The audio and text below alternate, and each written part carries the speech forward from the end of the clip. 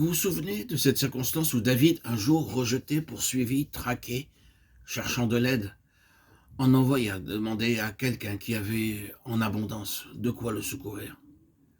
Et il essuya un refus, plus qu'un refus, une insulte. Et il fut si sensible à cette provocation qu'il conçut séance tenante le dessein de se venger. Il part avec ses gens. Mais la femme de l'autre, apprenant la chose, vient au-devant de lui, parlement, raisonne et le dissuade de mettre à exécution son projet de vengeance. Après quelques jours seulement, qu'arrive-t-il? Cet homme meurt, victime de ses propres excès. Et David remercie Dieu de l'avoir empêché, lui, David, de faire le mal. Comme il est heureux d'avoir pu abandonner cette cause à Dieu et d'avoir été préservé de cet acte de vengeance qu'il avait été sur le point de commettre. Quelqu'un qui a reçu l'onction doit en effet se garder d'actes de ce genre. Dieu épargna à David le regret d'une action qui aurait été pour toujours une tâche sur l'onction qu'il avait reçue. Le Seigneur intervint lui-même et prit l'affaire entre ses mains. Si vraiment nous sommes au loin, Dieu s'occupera lui-même de ce qui nous concerne. Non, pas besoin de nous faire du souci pour venger nos droits méconnus. Ne vous vengez pas vous-même, bien-aimés, mais laissez agir la colère. Car il est écrit, à moi la vengeance. À moi la rétribution, dit le Seigneur. Et quel exemple que celui de David refusant de toucher à Saül alors qu'il le tient à sa merci. Cet homme qui empoisonne presque sa vie, il est là, sans défense, entre ses mains.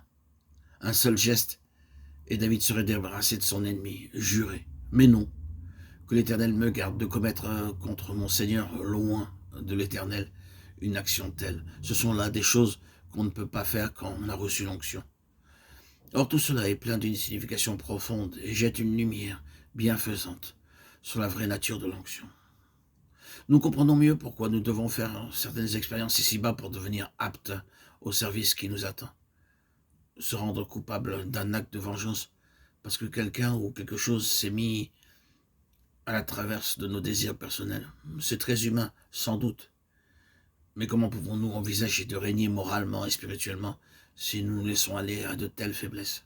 Jamais nous ne pourrons monter à la montagne de l'Éternel si, comme au loin de Dieu, nous laissons le ressentiment nous entraîner à de telles fautes. Tout cela, c'est de l'éducation, vous vous en rendez compte? Et une éducation fondée sur l'onction, en harmonie avec elle.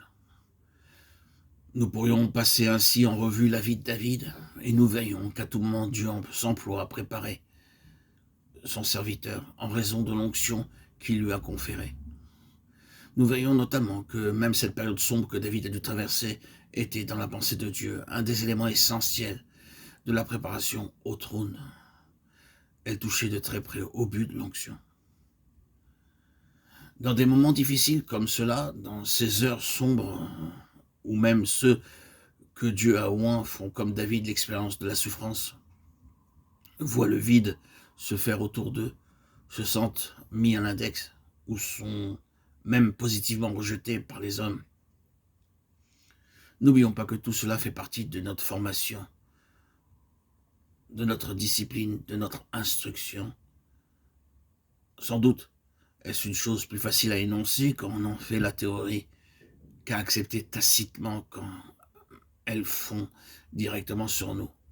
Car alors, nous n'avons pas conscience d'être ainsi en plein dans la voie royale de l'onction. C'est pourtant bien le cas. Tout cela est en rapport direct avec le témoignage de Jésus et nous constatons que sur ce point, David se trouve être un type tout à fait exact du Seigneur Jésus. Il reçoit l'onction. Mais l'onction ne le préserve ni de l'opprobre, ni de la souffrance. Elle l'y conduit au contraire, comme à l'étape indispensable qu'il faut franchir pour arriver au trône. La souffrance est équivalent à la gloire qui en découle. Tenons-nous-le pour dit, ceux qui reçoivent l'onction n'échappent pas à la souffrance. L'onction, c'est la souffrance. Mais la souffrance n'est pas le but, c'est le chemin du triomphe. Car pour finir, si nous souffrons, nous régnerons. L'onction comporte ces deux choses.